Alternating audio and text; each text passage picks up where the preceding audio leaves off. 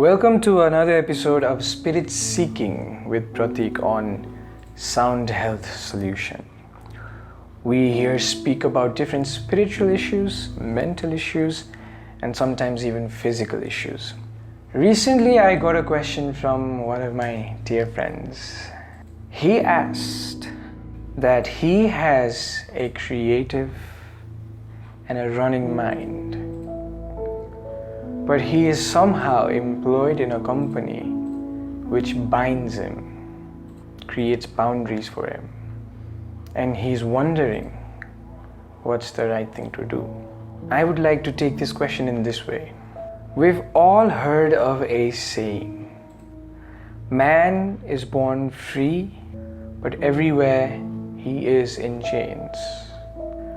From the moment we are born, we are labeled. We are labeled by our parents. We are labeled by the society. We are labeled by the school that we go to. We are labeled by our friends. We are labeled by our circle. We are basically labeled by everything in and around us. Especially in this part of the world, when a child is born, the parents look into the eyes of the child and decide the future for the child. This person is going to be a doctor. This person, an engineer. This person, my child, will go for public service. These are boundaries created by the society, but man innately inside himself is free from all boundaries. Look at all the boundaries that we've created, especially the political boundaries. The earth is an organic whole, and people divided into countries, into continents. They name it. This is Asia, this is Europe, this is America, this is this, this is this. But the truth is that the earth is an organic unity. Similarly, when a child is born, he is born as a whole. But as he comes into consciousness, as he gets colored by the society, he gets fragmented into different political boundaries again. The parents want something out of the child.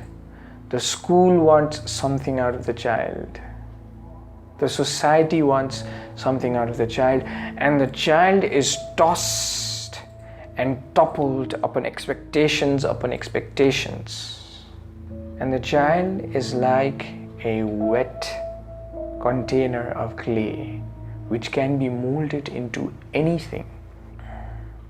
Now this child, when he or she is supposed to look inside oneself and decide for oneself what he or she wants, is always bombarded by the expectations of others. And the expectations of whom? The people he loves. His father, his mother, his siblings, his friends. And although the child wants to do what innately arises out of him, he cannot say no to all these expectations. And by, he finds himself buried in these expectations. This has been carried on for eternity. Now, when this happens to a child, the child gets fragmented inside himself. This forms a duality within the person, and that's where the truth splits. He might be organically one entity, but he is bound to be another. He is forced to lie to himself, not once, not twice, all the time. In schools, grades are what mark you. If you get a good grade, you are deemed to be successful in the future, and if you don't get a good grade, everybody considers you a failure. If you do as your parents tell you, they're happy, you're the apple of their eye. But if you do not, and most of us are unable to, even if we want to, we are unable to follow into other people's footsteps because we have to mark our own. And then we are outcast, maybe not directly, but in subtler ways from our family, from our society. What we need to understand is that we are trying to point to a daisy and calling it a rose. And that's the problem of everybody in the world. Whenever you come into power, you try to run the other person according to your will. And that's where this misguided labeling starts. You're a rose, but you are being called a daisy. And although you might try 1,000 times, you are simply unable to hide your thorns. You are simply unable to hide your thorns. And they are bound to prick somebody in your life.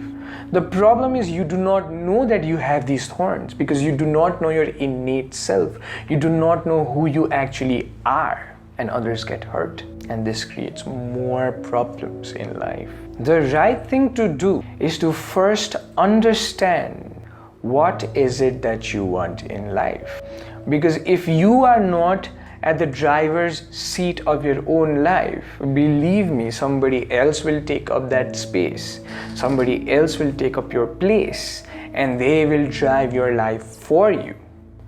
So the first and the foremost thing to do is to understand what it is that you want in life. And I might have repeated this before. The thing to do in order to understand what you want in your life is to communicate with yourself. The question says that he feels binded by the 9-to-5 job, which might not actually be a bad thing, but it might be a bad thing for that particular person. People have their own innate nature. Some people are born to work on a scheduled time, while others are born to be free birds. We are all free birds, but some people are more freer than others. And if a nightingale is caged, he will but only sing songs of sadness. So if it is flying that you want to do, make sure that nothing or no one stops you from doing it. If it is crawling, that's in your nature, make sure nobody makes you fly, because you're just gonna land on your butt. So be aware if somebody else is running your life. And let me tell you, people love to run other people's lives. You hear your age-old parents telling you to wake up early in the morning. Wake up at 6 a.m. and your life will be figured out on its own, they say, all the time. But what they do not understand is the young people, they like to work at night in a solitude when nothing or nobody bothers them. And hence, they wake up late in the morning. For our parents or for the elderly, as the years pass by, the span of sleep naturally decreases in human beings. Small children sleep the most. In 24 hours, they spend almost 18 to 20 hours sleeping. As you get older, your sleeping span becomes lesser and lesser. When you cross your 40s, you can barely sleep for 6 hours. When you cross your 60s, you can barely sleep for 3 hours. Because as you enter old age, you're preparing for the bigger, deeper sleep, which is death. But the people who can only sleep for 3 hours, they come up to the young people and they say, wake up in the morning, you can only sleep 6 hours. You should say, oh yeah? You sleep for 8 hours and show me. If you can do that, I'll wake up early in the morning. So the thing to notice is everybody else is just trying to run everybody else's life. And that is what is creating problems everywhere around the world. This nation is trying to control some other nation's policies. Some other nation is trying to control some other nation's policies. Everybody's playing this power game. Forget this power game. Do what feels right from within you. If it's a 9-to-5 job, take it up. If it's just a nomadic lifestyle that you want to live for the rest of your life, take that up. But make sure you have no regrets as the years pass by. Take responsibility for your life and have no regrets. If you like this video, press the like button And if you like whatever is happening in this circle of sound health solutions, do not forget to subscribe and share to your friends who might like these kind of contents. Let's create a community of new age enlightened human beings. Until next time.